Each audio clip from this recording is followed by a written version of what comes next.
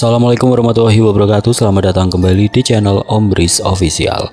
Untuk kisah kali ini masih ada sebuah cerita dari tulisannya La Mistik. Dan untuk kisah yang akan saya bawakan kali ini, sebuah kisah yang berjudul Soto Daging Sumanti. Dan sebelum kita lanjut ke ceritanya, tekan dulu tombol like video ini dan jangan lupa tekan juga tombol subscribe channel ini. Nyalakan juga lonceng notifikasinya agar tidak ketinggalan cerita-cerita lainnya. Dan seperti apa untuk kisah kali ini? Langsung saja kita masuk ke ceritanya.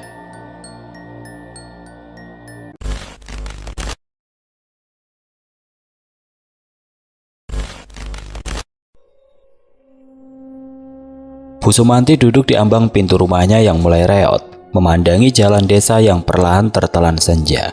Angin sore mengangkat debu dan daun-daun kering, seolah menyapu sisa-sisa kenangan yang masih menempel di beranda rumah itu. Kenangan tentang suaminya, Pak Darmo, lelaki yang dulu disegani, ditakuti, namun dihormati. Dulu, siapa yang tidak kenal Pak Darmo, seorang jagal ternama di kampung itu. Tangannya terampil menguliti dan membelah daging hewan kurban, tapi lebih dari itu, mulutnya ringan bersedekah. Daging terbaik selalu disisihkan untuk janda-janda tua dan anak-anak yatim di sekitar pasar. Orang-orang memanggilnya Pak Jagal berhati emas. Namun tidak ada yang abadi. Pak Darmo wafat 3 bulan lalu. Sakitnya datang diam-diam, lalu menghantam seperti badai. Berawal dari batuk yang tidak kunjung sembuh, kemudian sesak nafas yang makin parah. Rumah sakit rujukan terakhir mengatakan itu kanker paru-paru stadium lanjut. Waktunya tinggal menunggu. Selama 2 bulan di rumah sakit, harta sedikit demi sedikit melayang. Tabungan hasil kerja keras bertahun-tahun habis untuk pengobatan dan sewa kamar rumah sakit. Bahkan cincin kawin mereka pun ikut tergadai. Bu Sumanti menjual sepeda motor satu-satunya dan setelah itu hanya doa yang tersisa. Malam terakhir Pak Darmo tidak bisa dilupakan Bu Sumanti. Tubuh suaminya yang dulu kekar dan penuh tenaga terbaring ringkih dengan nafas yang satu-satu. Tangan mereka saling menggenggam dalam diam, sampai suara nafas itu hilang, digantikan oleh linangan air mata dan kesunyian panjang. Setelah pemakaman, rumah Bu Sumanti berubah sunyi. Tidak ada lagi suara potongan daging yang mengenai talenan besar. Tidak ada aroma amis yang menjadi ciri khas rumah itu.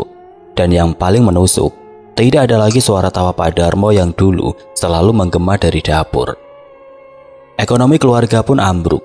Rumah jagal yang dulu ramai kini hanya bangunan kosong yang ditumbuhi ilalang. Para pelanggan mulai mencari jagal baru, karena siapa lagi yang bisa menggantikan tangan terampil Pak Darmo. Bu Sumanti tidak punya keahlian menyembelih, bahkan ia tidak tega melihat darah. Ia hanya bisa menjahit, dan itu pun sudah jarang yang memesan. Tunggakan listrik mulai menumpuk, beras tinggal separuh kaleng, dan malam-malam Bu Sumanti kini ditemani lampu minyak, serta suara tikus dari atap yang menggerogoti sisa-sisa harapan. Tetangga yang dulu ramai datang saat tahlilan satu persatu mulai lupa. Rumah itu seperti terisolasi, menjadi saksi bisu seorang perempuan tua yang ditinggal dunia. Dan di bawah sinar lampu redup itu, Bu Sumanti duduk, memeluk bantal peninggalan suaminya. Tangannya mengelus kain sarung Pak Darmo yang masih tersimpan di dalam lemari. Wangi sabun cuci yang samar membuatnya ingin menangis. "Mas, sekarang aku sendiri." Suaranya lirih, hampir tidak terdengar. Tapi malam dan rumah itu mendengarnya, dan mereka diam seperti mengerti betul. Kini yang tersisa hanyalah kenangan. Langit malam di desa Pagerwesi mendung, tapi tidak juga turun hujan. Di tengah sunyi ladang kosong, hanya diterangi lampu minyak redup dan asap dupa yang mengepul pekat. Bu Sumanti duduk bersila di atas tikar pandan. Di depannya, seekor ayam cemani menggelepar lemah, hitam legam dari kepala sampai cakar, seperti membawa kegelapan itu sendiri di tubuhnya. "Tenangkan pikiranmu, Sumanti." Suara serak si dukun terdengar lirih namun tegas. Dukun Ranu, lelaki renta yang konon dulunya bekas juru kunci makam leluhur, kini menjadi jalan satu-satunya bagi Bu Sumanti untuk keluar dari lilitan utang dan kehancuran usahanya. Tangis anaknya yang sakit-sakitan, warung kecil yang bangkrut, dan suaminya yang tidak kunjung pulang entah kemana. Semua itu membuatnya tidak peduli lagi pada dosa atau malaikat. Dukun Ranu mulai menggumamkan mantra dalam bahasa tua yang tidak dimengerti. Lalu ia menghunus keris kecil yang sudah dilumuri darah bunga dan minyak mistik. Dengan satu gerakan cepat, leher ayam cemani itu disayat. Darahnya ditampung ke dalam tempurung kelapa, lalu diletakkan di atas batu sesaji yang dikelilingi daun sirih, bunga kenanga, dan kepulan asap menyan. Lalu tiba-tiba, angin kencang bertiup dari arah hutan, meniup api lampu minyak hingga padam seketika. "Jangan bergerak," seru Dukun Ranu. Tatapannya kosong namun waspada. Ia memejamkan mata, seolah mendengar bisikan dari alam tidak kasat mata. Beberapa menit kemudian ia membuka mata. Wajahnya pucat. "Ada yang salah, Bu Sumanti. Tumbalmu ditolak." "Apa maksudnya ditolak?" Suara Bu Sumanti gemetar. Tangannya berkeringat dingin. Ia pun pulang dengan rasa lelah. Dan malam itu saat tubuhnya rebah karena kelelahan dan pikiran yang nyaris putus, ia bermimpi. Mimpi aneh, lebih nyata daripada bunga tidur biasanya. Ia berada di tengah hutan lebat, dipenuhi kabut yang bergulung-gulung. Di hadapannya sebuah batu besar berdiri tegak, dilumuri darah kering. Di atas batu itu duduk sosok tua berjubah hitam. Wajahnya kabur, tapi suara tawanya menggema, serak, dalam dan menusuk telinga. "Sumanti, hidupmu bisa berubah." Bu Sumanti mencoba berbalik, tapi kakinya terpaku. Ia tidak bisa bergerak, hanya bisa mendengar. "Datanglah ke pinggir hutan malam Jumat Kliwon. Bawa kemenyan, darah ayam hitam, dan kain kafan sobek." Suara itu semakin mendesak, membuat jantung Bu Sumanti berdentum keras. Ia terbangun dengan nafas memburu, tubuhnya dingin oleh keringat, dan di tangannya, entah bagaimana ada sejumput tanah hitam, berbau amis seperti besi karatan. Malam-malam berikutnya mimpi itu datang lagi. Suara yang sama, tempat yang sama, seolah ada sesuatu yang memang sengaja memanggil. Dan akhirnya dalam keputusasaan yang sudah melampaui batas waras, Bu Sumanti mengikuti petunjuk.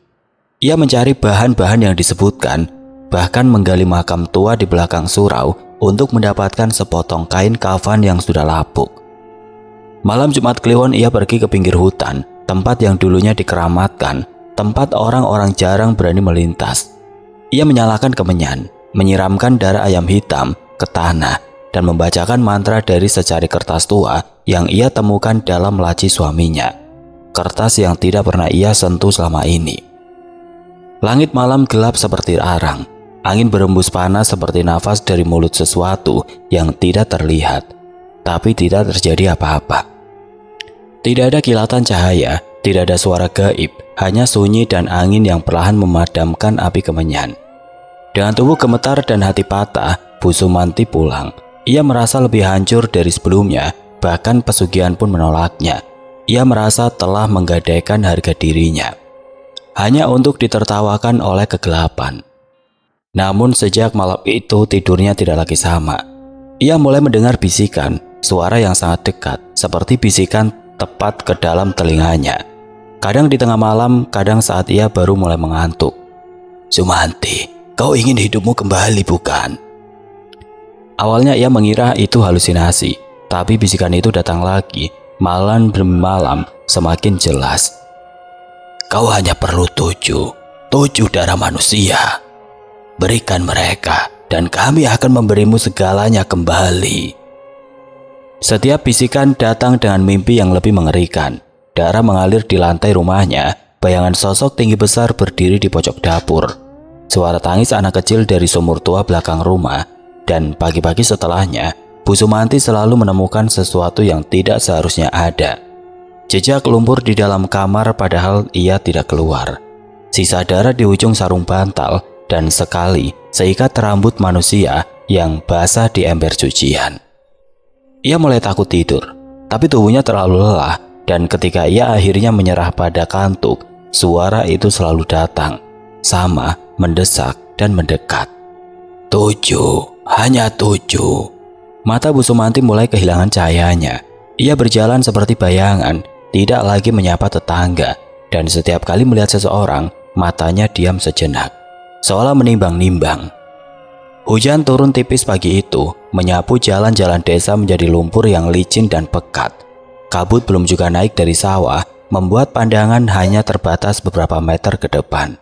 Suasana desa terasa lebih lengang dari biasanya, sunyi yang tidak wajar, dan di dalam rumah reot di ujung jalan itu, Bu Sumanti tengah berdiri di dapur.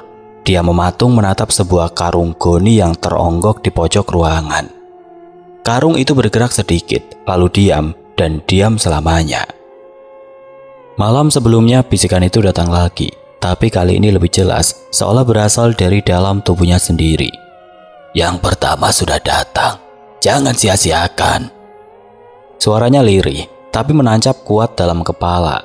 Malam itu seorang pengemis tua yang biasa mengemis di depan pasar menghampiri rumah Bu Sumantri. Lelaki renta itu memohon sesuap nasi, berteduh sebentar katanya, dan Bu Sumanti dengan tangan bergetar dan wajah tanpa ekspresi, mengangguk dan membuka pintu.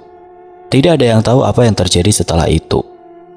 Dan kini tubuh renta itu tidak lagi meminta-minta, ia terbaring kaku di dalam karung. Dengan leher terlilit selendang hitam milik Bu Sumanti. Ia tidak menangis, tidak menjerit, bahkan tidak sempat bertanya. Semuanya terjadi sangat cepat, didorong oleh kekuatan yang bukan sepenuhnya milik Bu Sumantri. Setelah semuanya usai, barulah kesadarannya kembali. Ia duduk di lantai dapur berjam-jam, gemetar, menangis dalam diam. Tapi suara itu tidak membiarkannya larut dalam rasa bersalah. Sudah terlanjur, jangan buang kesempatan, dagingnya masih hangat. Suara itu tertawa, tawa rendah, dalam, dan menggema sampai ke tulang. Bu Sumanti tidak tahu harus bagaimana. Ia bahkan tidak sanggup menggali tanah untuk mengubur. Tubuh itu terlalu berat, dan malam terlalu gelap. Tapi kemudian muncul pikiran yang tidak pernah ia bayangkan sebelumnya. Pikiran yang begitu jelas seperti disorot cahaya. Dulu ia dan Pak Darmo pernah membuka warung kecil di depan rumah, menjual soto daging. Ramai sekali waktu itu, orang-orang datang karena rasa soto mereka yang khas. Sekarang mengapa tidak kembali berjualan? Tapi kali ini, dagingnya bukan dari pasar. Pagi itu ia mulai memasak. Dengan tangan gemetar ia menyiapkan bumbu, mencincang daging dengan tatapan kosong, dan merebus air hingga mendidih. Bau harum mulai keluar dari dapurnya setelah bertahun-tahun. Namun di balik aroma itu, ada sesuatu yang mengerikan. Saat siang menjelang, Bu Sumanti membuka meja kayu kecil di depan rumahnya. Di atasnya satu panci besar soto, beberapa mangkuk, dan segelas sambal buatan sendiri. Ia menggantung tulisan dengan spidol, soto daging Sumanti. Beberapa orang yang lewat ragu-ragu, tapi begitu mencium aroma kuah yang menggoda, mereka tidak bisa menahan.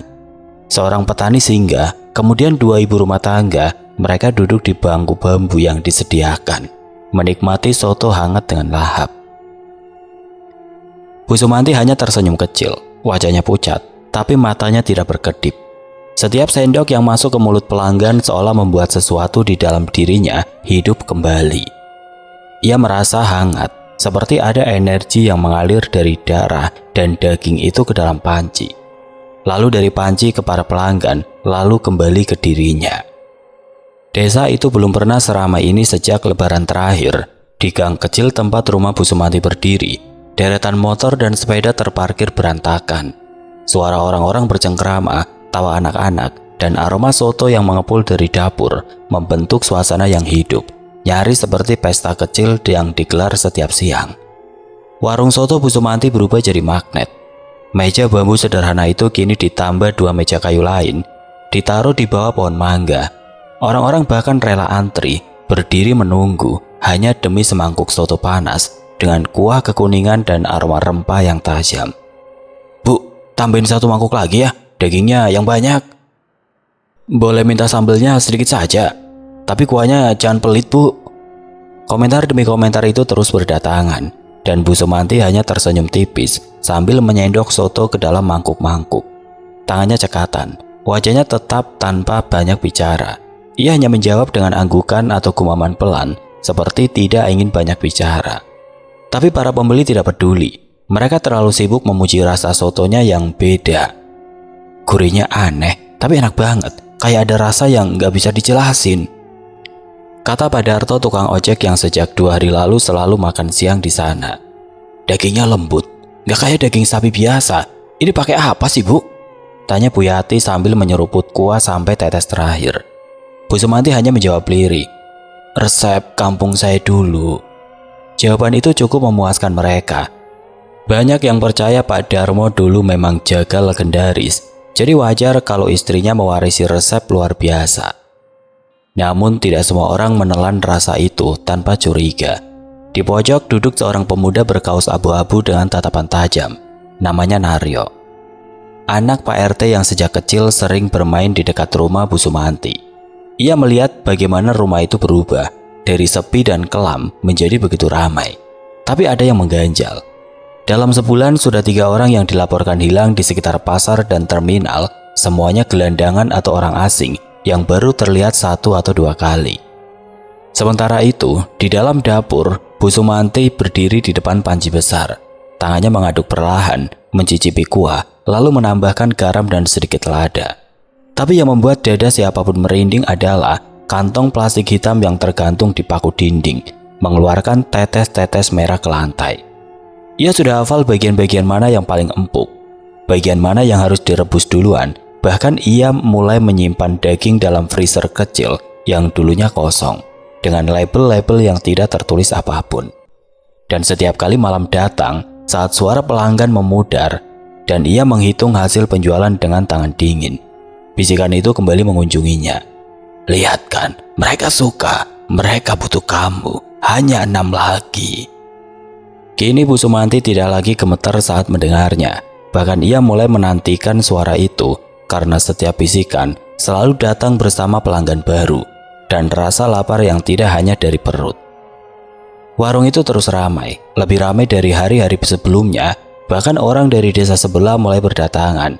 Ada yang bilang rasanya lebih enak dari soto legendaris di kota. Ada pula yang ingin memesan dalam jumlah banyak untuk hajatan. Dan saat tawa-tawa para pelanggan menggelegar di halaman rumah, saat sendok beradu dengan mangkuk, dan pujian terus mengalir seperti sungai deras, tidak ada yang tahu bahwa rasa gurih beda itu berasal dari rahasia paling kelam yang bisa dimasak oleh manusia. Beberapa hari setelah warung soto Bu Sumanti makin ramai, sesuatu mulai berubah di desa itu. Udara terasa lebih dingin dari biasanya, meskipun matahari masih bersinar terang di siang hari. Angin yang bertiup dari arah barat membawa aroma lembab tanah basah dan sesuatu yang tidak bisa dijelaskan. Seperti bau arang dingin yang tersiram hujan, bercampur darah yang sudah lama kering. Burung-burung yang biasa bersarang di pohon mangga depan rumah Bu Sumanti tidak lagi berkicau.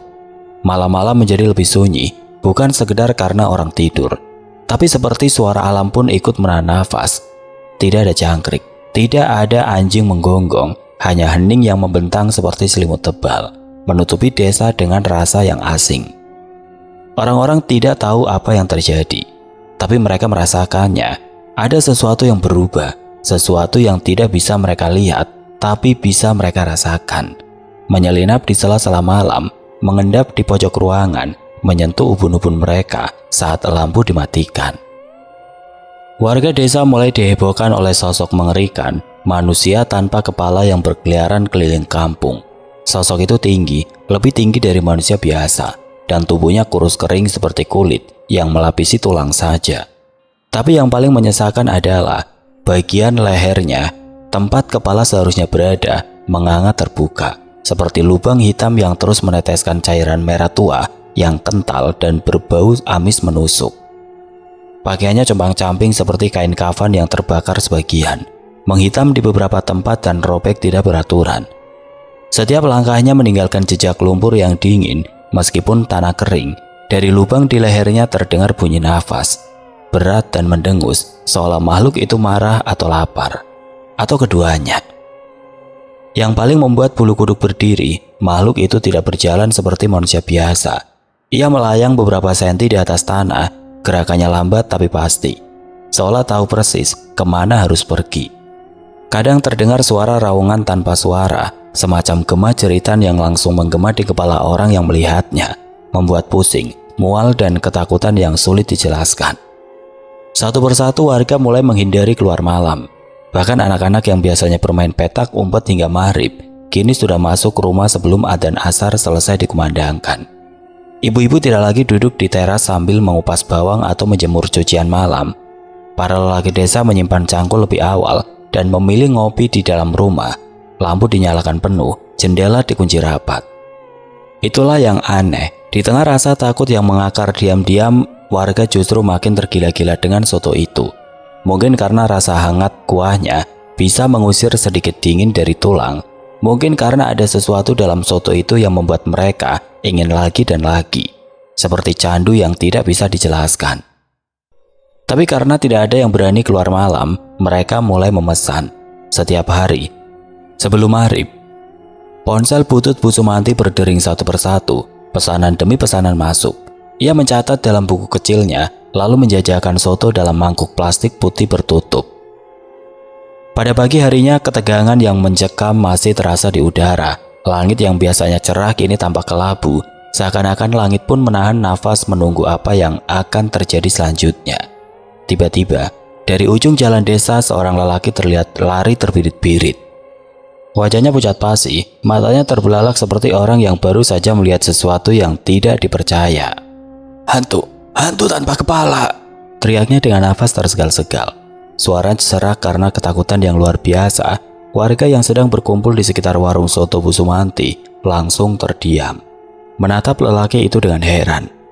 Tetapi ada yang berbeda dengan cara dia berlari. Langkahnya tidak teratur, seperti orang yang hilang kendali, seolah tubuhnya bergerak lebih cepat dari pikirannya. Meskipun kakinya tergopoh-gopoh seperti tersandung. Begitu dia mencapai kerumunan warga, tubuhnya ambruk, jatuh ke tanah dengan suara berdenting keras. Wajahnya penuh keringat, bibirnya gemetar. Ia mencoba berbicara tapi hanya terdengar gumaman tidak jelas. "Takut, takut, itu!" Ia mengerang. Matanya melirik ke arah jalan desa yang kosong, seolah menghindari pandangan langsung. Di sisi lain, seiring sotonya makin laris dan pembeli tidak pernah sepi, keyakinan Bu Sumanti pada suara-suara dalam mimpinya pun semakin kuat. Awalnya ia masih ragu, mengira hanya halusinasi dari batin yang lelah dan tubuh yang rentah. Tapi sekarang setelah panci sotonya tidak pernah kosong, setelah uang receh mengalir deras setiap hari, ia mulai percaya. Itu bukan mimpi biasa, itu petunjuk. Itu perjanjian. Dan seperti dalam semua perjanjian gaib, janji itu menuntut tumbal, bukan uang, bukan sesajen biasa, melainkan daging manusia. Daging yang segar, daging yang masih hidup beberapa jam sebelumnya. Sudah 6 orang yang menjadi bagian dari panci besar itu. Yang pertama pengemis tua, yang kedua seorang pedagang mainan keliling, lalu seorang pria pendatang yang menginap semalam di pos ronda karena kehilangan arah saat pulang ke kota. Ia menghilang begitu saja esok paginya. Tidak seorang pun menyangka malam sebelum ia sudah digiring ke dapur Bu Sumanti dengan janji semangkuk makan gratis di tempat berteduh. Korban keempat dan kelima lebih berani. 2 orang pekerja bangunan dari luar desa yang sedang merenovasi rumah kosong dekat jalan utama. Mereka menghilang 2 malam berturut-turut. Yang satu terakhir terlihat membeli rokok di warung kecil. Yang satunya lagi sempat ditawari soto gratis oleh Bu Sumanti. Tidak ada yang tahu nasib mereka, kecuali Bu Sumanti dan panci berisi dagingnya. Korban keenam yang ini berbeda. Ia bukan orang luar, ia warga desa, namanya Pak Wargo, duda tua yang tinggal sendiri di pinggir kebun pisang. Ia dikenal pendiam, tidak banyak bicara, sering dianggap aneh karena suka berjalan sendirian malam-malam. Suatu malam saat desa mulai diselimuti kabut tipis, Pak Wargo tidak terlihat lagi. Tidak di masjid, tidak di warung, tidak di kebunnya. Tidak ada yang mencari, Bu Sumanti tidak mengaku. Tapi malam itu suaranya kembali hadir dalam mimpi. Kali ini suara itu tidak hanya membisikkan petunjuk, ia memberi hadiah. 6 tubuh 6 jiwamu yang kau serahkan. Lihatlah Sumanti, kini hidupmu pulih, uangmu kembali. Kedudukanmu naik. Orang-orang memuja sotonya, mereka tidak tahu, tapi tubuh mereka meminta lebih. Ia terbangun dari tidur dengan senyum tipis dan mata yang berkilat seperti bara. Tidak ada lagi keraguan, tidak ada lagi rasa bersalah. Ia bahkan mulai merasa bahwa yang ia lakukan adalah benar. Warga mulai ngeh bahwa ada beberapa warganya yang hilang. Awalnya tidak ada yang benar-benar peduli. Di desa kecil seperti ini, orang menghilang sesekali bukan hal luar biasa. Kadang merantau mendadak, kadang pindah diam-diam karena uang atau urusan keluarga. Tapi seiring waktu berjalan, nama-nama yang menghilang bertambah. Dan yang membuat warga mulai resah, semua nama itu pernah terlihat terakhir kali di dekat rumah Bu Sumanti. Kabar itu pertama kali beredar dari mulut ke mulut, dalam bisikan-bisikan pelan di warung kopi atau saat ibu-ibu menjemur pakaian di pagi hari. "Loh, Pak Warko kok belum kelihatan ya? Sudah seminggu loh, nggak ke masjid, nggak ke kebun." "Iya, dan si Darto juga belum pulang dari kota katanya, tapi kenapa tasnya masih di rumah?" Bisikan itu makin lantang saat Bu Ningsih, keponakan dari Pak Warko, mendatangi rumah kepala desa sambil menangis dan memaksa dibuatkan laporan kehilangan. Sehari setelah itu, 2 orang lainnya juga melapor. Keluarga dari pekerja bangunan datang dari luar kota dan tidak bisa menghubungi anak mereka. Dalam waktu 3 hari ada 5 laporan orang hilang yang masuk ke kantor polisi sektor terdekat. Petugas langsung turun ke desa, tapi seperti biasa mereka hanya bisa bertanya, membuat catatan, dan mencari jejak. Tidak ada darah, tidak ada mayat, tidak ada tanda kekerasan. Namun satu hal yang menarik perhatian polisi dan juga warga yang mulai mengamati, semua orang yang hilang terakhir terlihat tidak jauh dari rumah Bu Sumanti. Ketika polisi datang ke rumahnya, Bu Sumanti menyambut dengan wajah tenang dan suara lemah khas janda tua. Ia menjawab semua pertanyaan dengan sopan. Ia bilang tidak tahu menahu, ia bilang banyak orang mampir ke rumahnya karena warung soto, bukan karena hal lain. "Saya cuma jualan, Pak. Saya ini cuma perempuan tua yang hidup sendiri. Lagian kalau mereka makan di sini, pasti saya ingat. Tapi saya nggak pernah lihat wajah-wajah itu," katanya dengan suara bergetar dan sedikit air mata di sudut mata. Polisi pun tidak bisa berbuat banyak, tidak ada bukti. Namun sejak saat itu suasana desa berubah, ketegangan seperti asap yang menggantung di udara. Di luar, orang-orang mulai bertanya-tanya.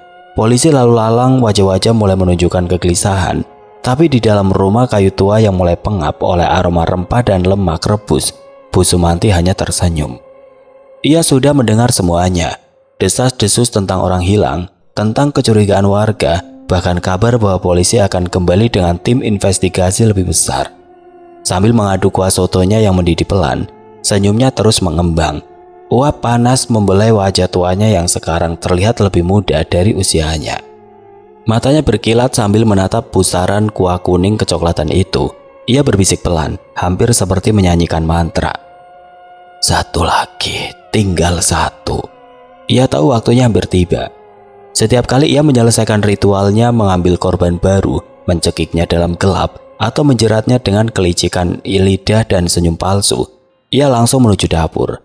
Tidak ada jeda untuk rasa bersalah, tidak ada waktu untuk mengenang wajah-wajah mereka. Ia hanya melihat tubuh sebagai bahan. Tangannya yang dulu gemetar karena usia kini menjadi cekatan. Begitu korban terkapar tanpa nyawa, ia seret ke dapur belakang. Tempat itu sudah seperti altar pribadi, remang dan bau, dengan lampu bohlam kuning yang menggantung longgar dari langit-langit. Di meja panjang dari kayu jati, pisau sembelih suaminya dulu masih mengkilap. Gagangnya mulai aus, tapi bilahnya masih tajam dan haus. Dengan gerakan yang seperti sudah ia hafal dari kehidupan sebelumnya, Bu Sumanti memotong tubuh korbannya. Ia mulai dari dada, membuka daging lunak dengan hati-hati, lalu menyayat bagian paha, tempat lemak dan otot bersatu sempurna. Leher dan lengan biasa ia simpan terakhir, karena butuh kehati-hatian lebih, tapi bagian favoritnya adalah lidah dan pipi. "Yang ini manis," katanya pada dirinya sendiri ketika ia mengiris daging pipi dari korban terakhir, seorang pemuda dengan mata masih terbuka sedikit. Setelah daging dikuliti, ia segera memanaskan air, menyiapkan rebusan. Potongan tubuh dimasukkan satu persatu ke panci besar yang dulunya peninggalan orang tuanya. Panci yang dulu dipakai untuk memasang sayur saat lebaran. Sekarang panci itu memuat lebih dari sekedar daging. Ia merebus dosa, ia memasak kutukan. Darah, lemak dan kaldu mengambang di permukaan. Bau amis bercampur dengan cengkeh dan serai menciptakan aroma gurih beda yang membuat warga tidak bisa berhenti memakannya. Kuah itu tidak hanya membawa rasa, tapi juga sesuatu yang tidak kasat mata, sesuatu yang menyatu dengan tubuh mereka, merasuk, merantai. Setelah selesai, Bu Sumanti akan duduk di kursi rotan tua di pojok dapur. Ia menyalakan dupa, lalu memejamkan mata. "Beri aku kekayaan dan kembalikan kejayaanku." Bisiknya lirih, lalu ia keluar untuk menyajikan soto itu kepada warga. Oke teman-teman, sampai di sini dulu ceritanya. Nantikan kelanjutan kisah ini di video berikutnya. Agar tidak ketinggalan, klik tombol subscribe channel ini dan nyalakan lonceng notifikasinya. Wassalamualaikum warahmatullahi wabarakatuh.